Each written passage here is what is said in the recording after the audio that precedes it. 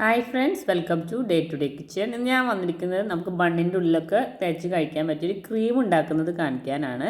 അപ്പോൾ വളരെ ഈസി ആയിട്ട് നമുക്ക് നല്ല അടിപൊളി ടേസ്റ്റിൽ ക്രീം എങ്ങനെയാണ് ഉണ്ടാക്കിയെടുക്കാൻ നോക്കാം.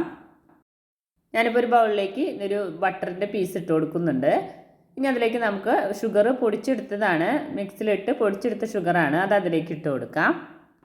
ഒരു 3 സ്പൂൺ ഷുഗർ പൊടിച്ചത് ഞാൻ അതിലേക്ക് ഇട്ട് കൊടുക്കുന്നുണ്ട്.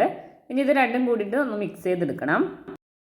ഇത് രണ്ടും കൂടി ഒന്ന് മിക്സായി കിട്ടുമ്പോൾ നമുക്ക് അതിലേക്ക് പാൽപ്പൊടി ഇട്ട് കൊടുക്കാം. ഞാനിപ്പോൾ ഒരു ടേബിൾ സ്പൂൺ പാൽപ്പൊടിയും കൂടി അതിലേക്ക് ഇട്ട് കൊടുത്തിട്ട് നന്നായിട്ടൊന്നും കൂടി ഒന്ന് മിക്സാക്കി എടുക്കുന്നുണ്ട്.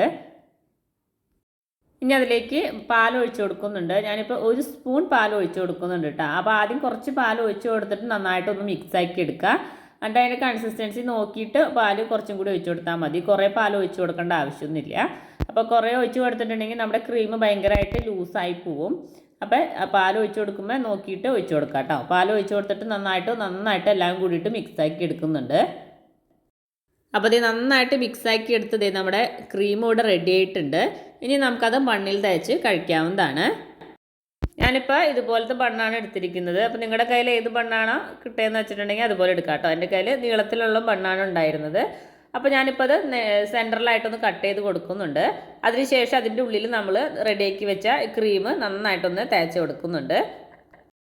ഇപ്പോൾ ഷുഗർ കഴിക്കാൻ പറ്റാത്തവരാണെങ്കിൽ പാൽപ്പൊടി, ബട്ടർ, അതുപോലെ തന്നെ പാല് കുറച്ച്, ഇതെല്ലാം കൂടിയിട്ട് 3 കൂടിയിട്ട് നന്നായിട്ടൊന്ന് മിക്സാക്കി എടുത്തിട്ടുണ്ടെങ്കിൽ ഇതുപോലെ തന്നെ ക്രീമി ആയിട്ട് നമുക്ക് കിട്ടും. അത് തേച്ച് കഴിക്കാൻ പറ്റും.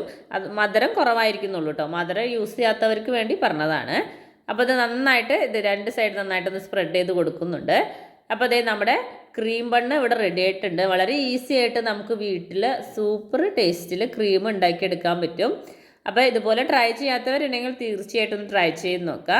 അപ്പോൾ എൻ്റെ വീഡിയോ ഇഷ്ടപ്പെട്ടെങ്കിൽ ലൈക്ക് ചെയ്യാനും കമൻറ്റ് ചെയ്യാനും ഷെയർ ചെയ്യാനും മറക്കരുത്. ആദ്യമായിട്ട് കാണുന്നവരുണ്ടെങ്കിൽ സബ്സ്ക്രൈബ് ചെയ്ത് സപ്പോർട്ട് ചെയ്യാനും മറക്കരുത്. താങ്ക്